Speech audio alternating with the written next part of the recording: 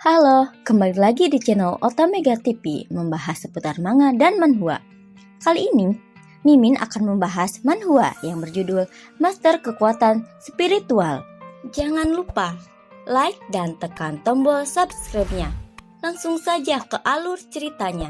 Di part sebelumnya, Kang Qin memusnahkan lingkaran jahat yang ada di Hotel Nonaran dan membantu Tuan Jun mengalahkan John Wei yang sangat sombong itu. Oke, kita lanjut ke part selanjutnya, part 7. Di sore hari, Kang Qin yang sedang duduk sembari membaca buku di dalam pesawat dalam penerbangan ke Yancheng. Tidak lama, Nonaran melewati Kang Qin. Kang Qin yang melihat Nonaran berkata, "Nonaran, aku harap kau baik-baik saja." Ran menoleh dan menjawab, "Kenapa selalu bertemu dengan kau?" Lalu Nonaran berjalan.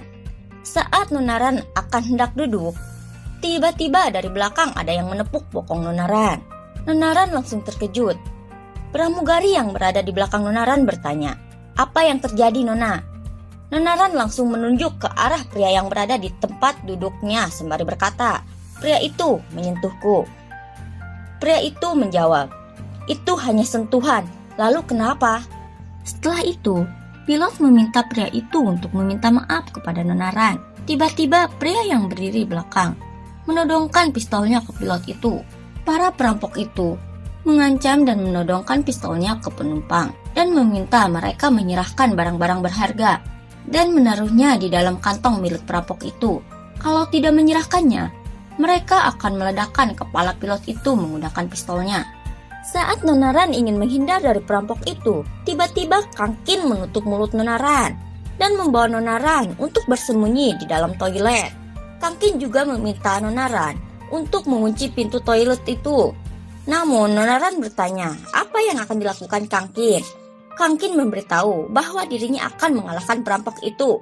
Saat perampok itu mendengar anak kecil menangis, perampok itu langsung menodongkan pistolnya dan meminta anak itu untuk diam. Tidak lama Kang Qin menghajar perampok itu yang menodongkan pistolnya ke anak kecil itu.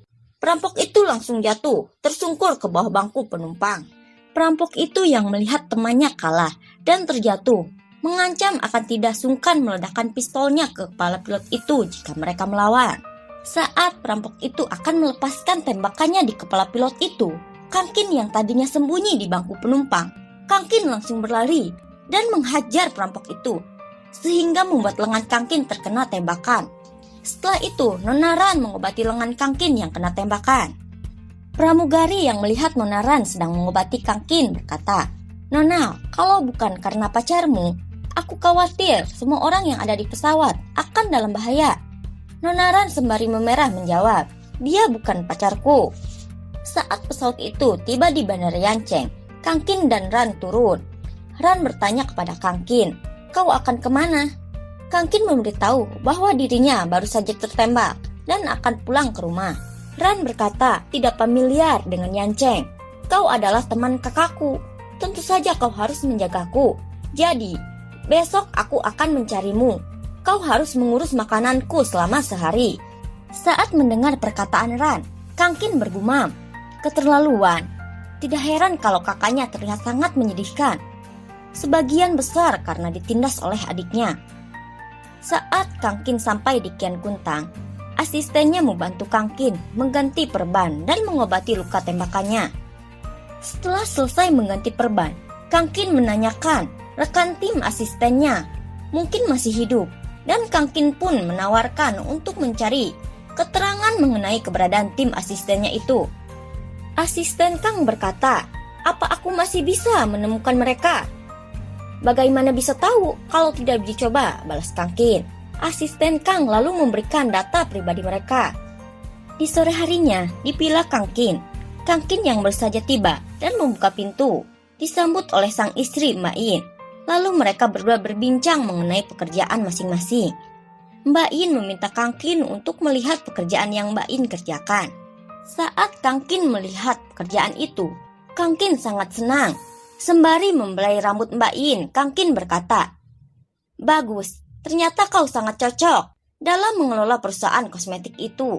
Sembari tersenyum, Mbak In membalas, "Itu juga berkat kau. Aku baru bisa punya perusahaan sendiri dan berkarir."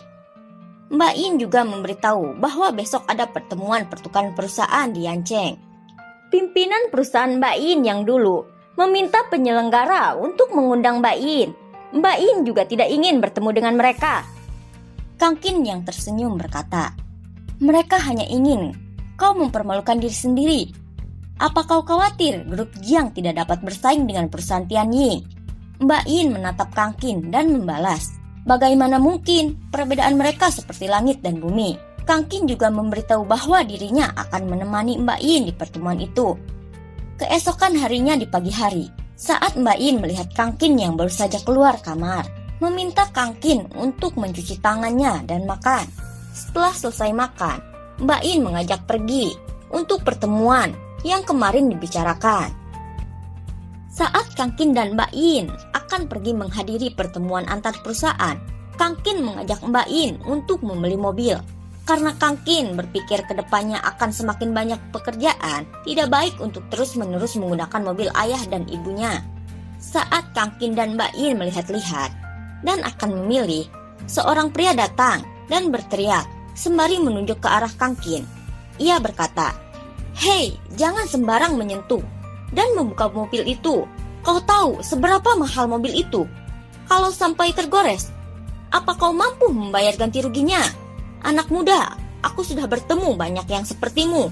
Di sini hanya untuk melihat-lihat saja." Kang Qin membalas, "Maaf, aku ingin melihat-lihat dahulu. Ngomong-ngomong, mobil ini bisa dites drive." Salesman memberitahu, jika ingin tes drive, maka harus membayar deposit di muka. Jika tidak, bagaimana kalau sampai merusak mobilnya dan tidak jadi membeli? Ditambah lagi mobil ini adalah mobil Baudi edisi terbatas di seluruh negeri. Kang Qin menanyakan berapa biaya yang harus ia bayar. Salesman itu memberitahu biasanya yang harus membayar 800.000 yuan deposit. Tapi dilihat dari penampilan Kang Qin, salesman itu akan menerima 60.000 yuan saja dari Kang Qin. Kang Qin terkejut saat mendengar perkataan salesman itu. Tidak lama Mbak Yin pun langsung menggandeng tangan Kang Qin dan berkata, "Oh, jadi kami harus berterima kasih kepada Anda. Karena dia tidak ingin berbisnis, lebih baik kita ke sebelah untuk melihat-lihat saja." Kang Qin pun mengiyakan perkataan Mbak Yin. Saat rekan salesman itu membicarakan Kang Qin dan Mbak Yin pergi ke toko sebelah, salesman itu sangat terkejut. Sementara di toko New Borghini, terlihat manajer Wong sedang menawarkan mobil New Borghini Aventador yang seharga 8.100.000 yuan kepada Kang Qin. Manajer Wong juga mempersilahkan Kang Qin untuk mencoba mengendarai mobil itu satu putaran. Tapi tidak lama salesman itu datang ke toko New Borghini sembari menunjuk ke arah Kang Qin. Salesman itu berkata, "Manajer Wong, kau berani membiarkan tes drive dengan mobil semahal itu?" Salesman itu memberitahu manajer Wong bahwa Kang Qin dan istrinya tidak mampu membeli mobil dengan harga yang lebih dari 1 juta yuan. Apalagi membeli mobil yang sangat mahal itu. "Tidak masalah, melayani setiap pelanggan dengan baik adalah pekerjaan utama kami," balas manajer Wong sembari tersenyum. Kang Qin juga membalas dan berkata, "Tahu dari mana? Aku tidak mampu membelinya." Setelah itu Kang Qin langsung mengeluarkan gold card dan langsung membeli mobil itu. Saat manajer Wong menerima kartu yang Kang Qin berikan, salesman itu sangat terkejut. Manajer Wong juga mempersilahkan Kang Qin untuk ke ruangan VIP untuk menunggu dan istirahat dulu. Sementara itu, manajer Wong akan mengurus pembayaran mobil itu. Salesman itu kesal dan bergumam, "Menyebalkan, tidak disangka aku memberikan mereka orderan ini secara gratis." Manajer Wong yang menoleh ke salesman itu, lalu berkata, "Oh ya, terima kasih kau sudah memberikan klien besar." Setelah itu, di malam hari di gedung asosiasi Huangtu, Kang Qin dan Mbak Yin menghadiri pertemuan di gedung itu. Saat Mbak Yin menggandeng Kang Qin, tiba-tiba ponsel di saku Kang Qin berbunyi. Saat Kang Qin melihat ponselnya, Kang Qin bergumam, "Gawat, aku lupa anak nakal satu ini." Lalu Kang Qin meminta Mbak Yin untuk menunggu sebentar, karena ia akan mengangkat telepon dahulu. Saat Kang Qin mengangkat teleponnya, Kang Qin memberitahu Nona Ran bahwa ia sedang ada pertemuan di pertukaran pengusaha Yancheng di asosiasi Huangtu. Nona Ran juga memberitahu Kang Qin, Nona Ran akan pergi menemuinya Lalu Kangkin memberitahu Nona Ran bahwa dirinya di lantai atas asosiasi Huangtu. Tidak lama, Direktur Yu dari toilet. Direktur Yu yang melihat Kangkin berkata, "Tuan Kang, Anda juga datang." Direktur Yu, bisakah kau membantuku menjemput seseorang? Aku tidak begitu familiar dengan tempat ini, balas Kangkin. Kangkin juga memberitahu, orang yang akan dijemput oleh Direktur Yu itu dari keluarga Jiang dan tinggal di kamar suite lantai 2 asosiasi Huangtu. Direktur Yu membalas, "Baiklah, aku akan segera ke sana." Kemudian Direktur Yu juga bergumam, "Sejak kapan Nona besar tiba di Yancheng dan tinggal di hotel? Kalau sampai orang rumah tahu." Sementara itu, Mbak In yang sedang mengobrol dengan atasannya yang dulu terlihat Ketua Liliu. Ketua Liliu itu dengan sombong berkata, "Benar-benar anjing penurut. Kau kesini berpakaian begitu feminim. Orang kaya mana yang akan kau rayu?" Dengan kesal Mbak In membalas, "Ketua Liliu, tolong jaga mulutmu." Setelah itu, Ketua Liliu langsung menampar wajah Mbak In dan berteriak. Sembari menunjuk Mbak In, ia berkata, "Dasar pelacur, pergi jauh-jauh. Kau tidak punya hak untuk mengajariku." Tiba-tiba Kangkin pun datang dan menanyakan, "Ada apa ini?" Sembari melihat pipi Mbak In yang memar. Ketua Liliu membalas, "Bukankah kau suami tidak bergunanya, Su Mbak In? Aku hanya membantumu mendisiplinkan istrimu." Kangkin berkata, "Kau menampar istriku." "Kenapa kalau aku menamparnya?" ujar Ketua Liliu. Kangkin langsung menonjok wajah Ketua Liliu sampai mengeluarkan lidah dan sampai jatuh ke bawah. Kangkin yang kesal berkata, "Beraninya kau memukul istriku." Ketua Liliu lalu kesakitan dan berteriak sembari memegang sebelah pipinya. Tiba-tiba datang rekan Ketua Liliu.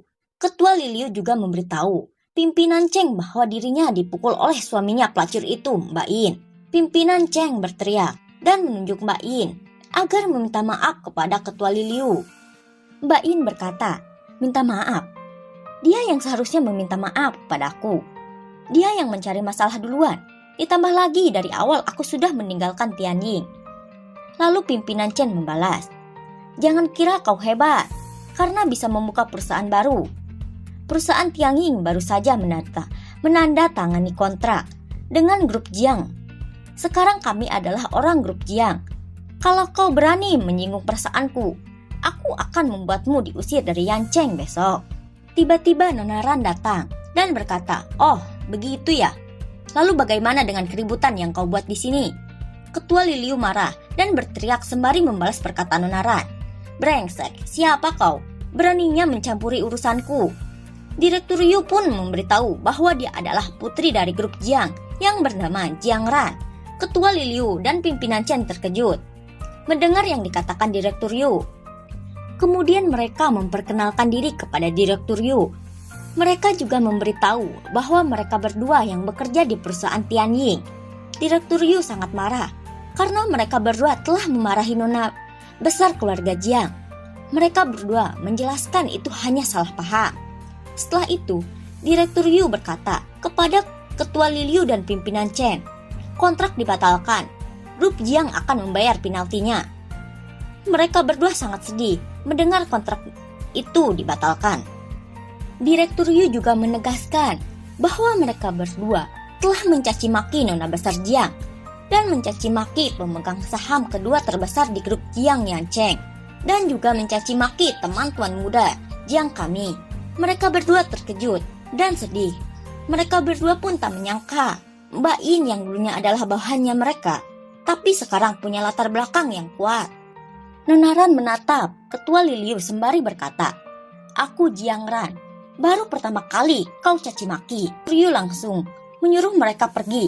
Kalau tidak, satpam akan mengusir mereka berdua. Lalu Nona Ran mengedipkan mata ke Kangkin sembari berkata, "Bagaimana kedatanganku di pertemuan ini? Sudah benarkah?"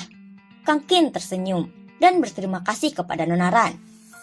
Nona Ran memberitahu kalau ingin berterima kasih, maka Kangkin harus menuangkan segelas air untuknya. Sembari Nona Ran menatap Kangkin. Saat Nona Ran akan menyodorkan gelas kosong ke Kangkin, Mbak In tersenyum dan akan mengambil gelas Nona Ran. Mbak In lalu berkata, "Aku saja." Aku harus berterima kasih kepada Nona Jiangran atas masalah hari ini. Kang Qin juga memberitahu bahwa Mbak Yin adalah istrinya. Mereka berdua saling bertatap dan bergumam tentang hubungan mereka berdua dengan Kang Qin. Kemudian Nona Ren berkata, Mbak Yin tidak perlu repot-repot menuangkan air. Mbak Yin membalas, Nona Ren punya kepribadian yang terus terang. Tapi aku tetap ingin menggantikan suamiku untuk berterima kasih kepada Nona Ren. Setelah itu, Kang Qin yang melihat istrinya dengan Nona Ren. Kang Qin bergumam, intuisiku mengatakan, lebih baik untuk meninggalkan mereka dulu. Saat Kang Qin akan pergi, mereka berdua melihat Kang Qin dan meminta Kang Qin untuk tidak pergi. Lalu Kang Qin memberitahu mereka berdua, Kang Qin hanya ingin pergi ke toilet. Saat Kang Qin di toilet, Kang Qin merasa dua wanita itu membuat dirinya sangat pusing dan ketakutan. Direktur Yu yang melihat Kang Qin, ia berkata, ternyata Tuan Kang juga ada yang ditakuti. Kang Qin memberitahu Direktur Yu bahwa dirinya tak habis pikir. Tadinya mereka berdua baik-baik saja, tapi tiba-tiba mereka menjadi emosional.